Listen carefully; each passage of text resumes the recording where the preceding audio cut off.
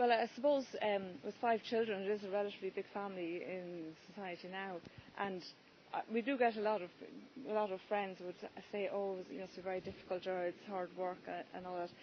But I always try to emphasise that the work is nothing compared to the treasure of each child. Like, and my friends always agree that every child is such a treasure, So um, then I talked to them about cheerfulness and working, because without cheerfulness, the family life would just be disaster.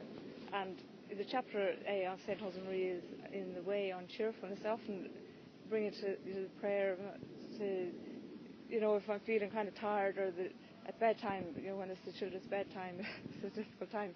That the points might come to my mind, that kind of really me getting cross or angry with the children just because I'm tired isn't, it's not a good example to them, and it's not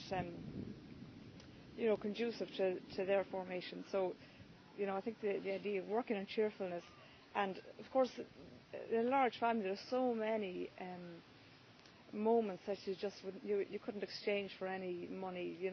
The funny things, and the games, or in the summertime we have a trampoline in the garden, and sometimes the whole family goes on it, and the bigger the family, I'm sure our neighbours, I don't know what they think we're up to, they laughing, and all the different age groups, and the big ones minding the little ones, and there's so many opportunities for happy memories, and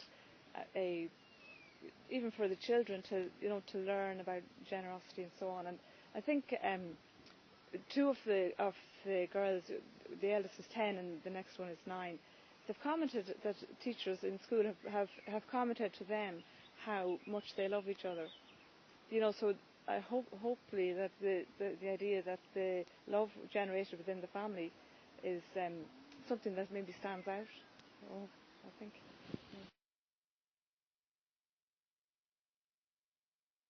In medicine, many of the things you see day to day are very much the same, and then some things are extraordinary occasionally, and serious, and very upsetting, and very demanding, and yet so the temptation is, when you come home after any hard work, that is, to either there's a concept of a man sitting and withdrawing back into his cave, and wanting to read a paper or watch television or be very quiet, and yet at the same time that particular moment is perhaps when your spouse and your children haven't seen you for several hours, and they want to talk to you, and it's fortunate to be in that position. So the effort required there to give your children the full attention that that they deserve at that time, again, that image of St. Joseph is very good, and of course to your spouse as well.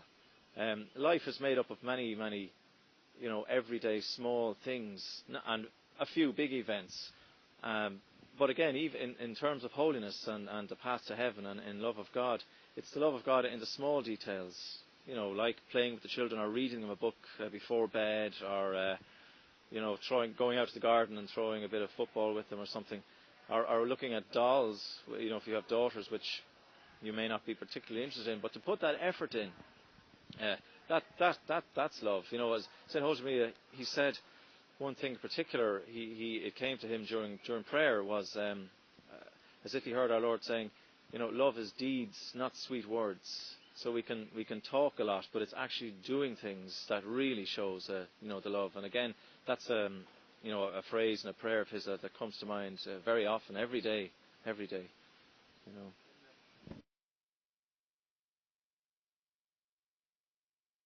Well, I think the idea that St. Josemaria said about your spouse being the path to heaven, and the children are the mother is path to heaven, and the father's path to heaven.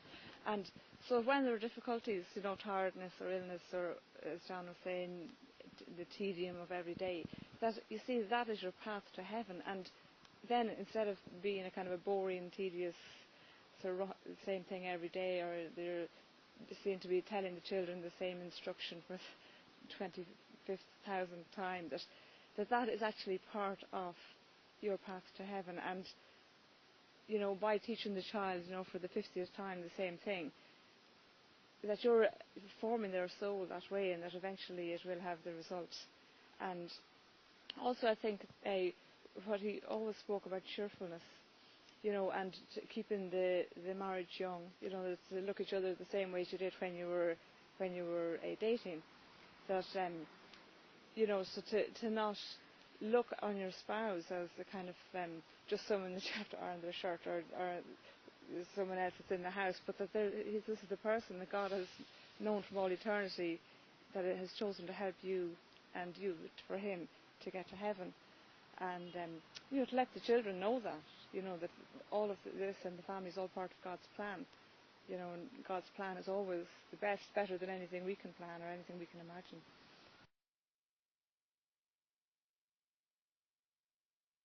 One particular aspect, St. Josemaria had a great love of St. Joseph in particular, and he often would picture Joseph not maybe as a traditional image of a maybe an older man, but a younger, strong, healthy, virile man, but yet quite a background figure, but yet worked very hard and was given an immensely important task of being the foster father of our Lord. So again, I mean, I could take from that teaching and try to apply it to myself, that I am to be the St. Joseph to my children, and again to work away hard and silent and do hopefully a very good, as good a job I can do of that. So that's one specific thing that's been very helpful for me.